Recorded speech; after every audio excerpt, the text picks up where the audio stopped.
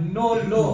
Walang batas ang maaaring ipasa na lilimitahan, babawasan, o di kaya isisikilin ang karapatan magpahayag, ang karapatan magbalita, at ang karapatan ng mga mamamahayag maghatid ng balita sa mamamayang Pilipino. So yun ang dapat tingnan nung komite na nag-iimbita sa mga traditional media and or members of social media. Sigurado ako dapat linawin ng Kongreso, whether mababang kapulungan o yung Senado, ano yung layunin ng pagpapatawag doon sa mga miyembro ng traditional media kung mayroon man or new media, yung mga nasa social media. Anong layunin?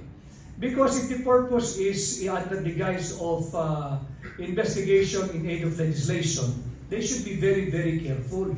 Because that is also treading on a ground that is, not incongruent with our Constitution. You just have to visit Article 3, Section 4 of our Constitution. Ang linaw-linaw dun no law, walang batas. No law shall be passed abridging the freedom of speech, expression, or of the press. Ang linaw doon. Sa simula pa lamang, no. Categorical na agad. No law.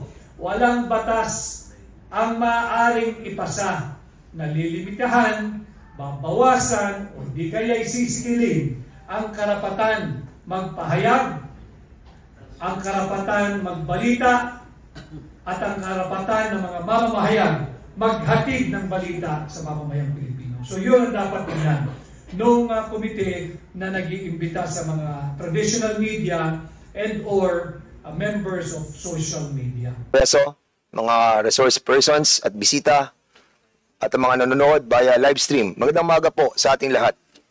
On behalf of the co-chairs and the members of the Committee on Public Order and Safety, we'd like to thank the leadership of the House for entrusting us with this important task of conducting hearings regarding online disinformation in our country. Pursuant to House Resolution number 286, which was adopted by the House on December 18, 2024, the Committee on Public Order and Safety, Information and Communications Technology, and Public Information, or the TRICOM, were authorized to conduct a joint inquiry in aid of legislation on the rampant posting of false and malicious content in social media platforms while safeguarding freedom of speech and ensuring digital safety.